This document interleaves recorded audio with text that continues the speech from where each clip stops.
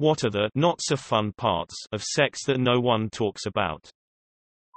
Half the positions are absurdly uncomfortable, so you often end up on one of the three basics because you'd rather enjoy than be a gymnast.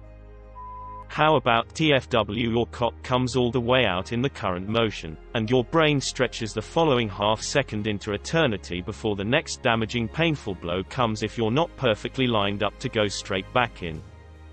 Apparently, there's this thing where you come in your pants before the appetizer even begins. How do I know? Well, this friend told me it totally happened to him, so don't judge him. I think this might be my kink though. I love getting a guy, too, worked up. I've never done it on purpose, but if it happens, I find it super hot. Trying to gracefully avoid touching other bodily areas with the butt finger. Lying there waiting for your other half to come with the tissues. Sometimes when hooking up you find someone that is trying to have sex with some fantasy in their head, instead of the person they're with. You'll be making out with this person or sucking their dick and they'll say something like, "Yeah, you like that, you sick f***," and it's a complete turn off because whatever scene they're trying to play out was not discussed nor talked about at all beforehand. And it's usually really awkward when they start randomly trying to play out that you're some creep taking advantage of them. Also, if you're having butt sex, the smells, and possibly running into something. A third one is people putting their fingers in places and not washing their hands after, and then they're just walking around touching things. A bed that makes more noise than the person you're having sex with. Shower sex actually kinda sucks. Water is not lube. Nowhere is comfortable. Hot water runs out. Weird. I must have a good water heater. Haven't ever had an issue with the hot water lasting the full 2 minutes. Seeing me without clothes on. The cleanup. The amount of pain when she's not wet. Doesn't matter if you aren't big. Unlubed holes will feel a bit coarse and painful to her. Always do the damn foreplay. When he gets up to get you a towel, and you hear his car start and he pulls out of the driveway. Well, if you are doing it straight Jesuit, then at some point you may bang her up to the top of the bed headboard. Then you might have to stop and scoot back down to begin the banging process again. Like when your washing machine gets an uneven load and walks across the laundry room. I mean, it could just be me. Kind of like those old typewriters where you had to slide them back to the starting position once you heard the ding. When you wake up next to someone you rather you hadn't had sex with. Calf cramps. Dear God. Oh, and when she bounces a little too hard on top and you slip out and get crushed. So y'all are really gonna make me say it? Okay. Spreading the labia. And when they don't, and everything isn't wet yet and they try to jam it in and the labia goes along for a very dry painful ride. Yes. This happens to me way too often and I have to reach down to pretend like I'm playing with myself when I'm actually rescuing my poor labia, then making sure it's still attached. If you're not in shape, sex is work. If you are in shape, sex is work. You're just good at work. The cold wet spot on the bed. After doing it with a condom on, the AutoZone smell.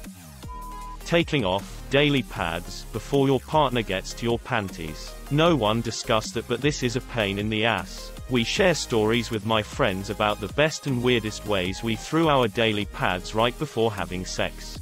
Do you really wear liners every day? No judgment. I'm just curious and need to know if this is a secret girl thing I never knew I needed to do. Fishing out the pube from your mouth after going down on someone. Hitting the cervix is a special kind of hell, a stabby feeling that's deeply unsexy. Having to stop abruptly because your boyfriend accidentally slapped his nuts hard when he tried to slap your ass. I'm whacking up to ash and dust. I wipe my ass, and I slap my nuts. Having to push pets away that won't get off the bed and just sit there staring at you. Thinking you pushed all the cum out of your vag until more drips out hours later while you're out in public and you're sitting in a glob of man milk. Getting fingered by someone who did not cut their fingernails. Or someone who just cut theirs fingernails. Deflating her and putting her back in the box afterwards with tears of loneliness stinging your eyes. Setting up and breaking down. Restraints and toys that need to be taken out and put away. Inflating, deflating your partner. As a man, I think Lil Wayne said it best. When I come to my senses. The mindset before and after is so different. I'm like a super hentai dog before and after. I'm like a monocle wearing Puritan. Post-nut clarity. Sex farts. I don't say anything because she's an absolute goddess and I'm lucky to be hooking up with her, but shit man, I spread those cheeks and feel it breeze past my fingers. My girlfriend doesn't seem to be a fan of that moment afterwards when gravity finally takes over and her gift from me to her comes out. She kinda freezes like a toddler pooping in their diaper while standing. I think it'd hilarious. She does not. If you're like me, you sweat fairly easily, so being on top means I'm dripping off my face and usually it landing in or around my girlfriend's eyes and mouth. We've often talked about a sweatband, but I'm not sure if it would increase passion or cause laughter. Come poke me. Ooh, I'll grab the headband and be right in. Hee hee. Hee hee. Get it? Never mind. Put the sweatband on in the morning when you wake up and don't take it off until after you have had sex. If you two are going somewhere together, she will have sex with you just so you won't wear the stupid sweatband. Midlife. My wife recently had a hysterectomy and her sex drive is skyrocketing while mine is beginning to taper, and it sucks. A lot. She's the only woman in the world. She's beautiful. She's sexy. She gets me going. But some nights I just don't have it in me. Dealing with birth control pill side effects. When the dong slips out. When you overheat. Sweat dripping on you. Finding an after-sex towel. UTIs. Strained muscles. Blowjobs with severe cotton mouth. Someone being painfully rough unless you're into that. The smell afterwards. Sometimes the sweat makes the bed wet. Either partner being unwashed. The person on top panting and you breathing the same air. The person on top panting and you breathing the same air. Maybe it's gross, but I think that's extremely intimate. Unless they have bad breath. So no morning just woken up sex for you. My husband's breath smells like shit stuffed in a rotting whale corpse in the morning. It's worse than the cat's breath. And the cat doesn't brush his teeth. The fart noises that your bodies make when you're doing it. Taking a little too long to finish and then feeling embarrassed, and the more you think about it the harder it is. When you're in the middle of it and realize you have to pee, so the rest of the time you're just kinda focused on that. The cons of shower sex. You run the risk of slipping and seriously injuring yourself or both of you. The shower is better used for foreplay rather than sex. When you're always the person to initiate sex, it gets pretty exhausting sometimes.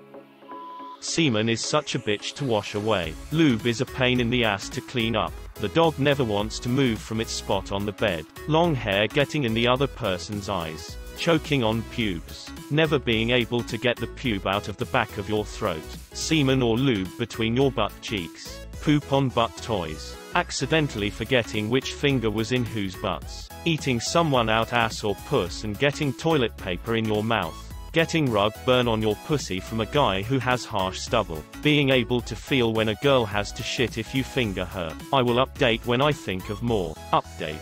Being able to feel poop in someone's asshole when you finger it. Update 2. Forgetting to wash your hands after fingering a girl's pussy and then smelling vag later in the day when you're eating. Having someone come in your ass and farting poopy jizz for hours after.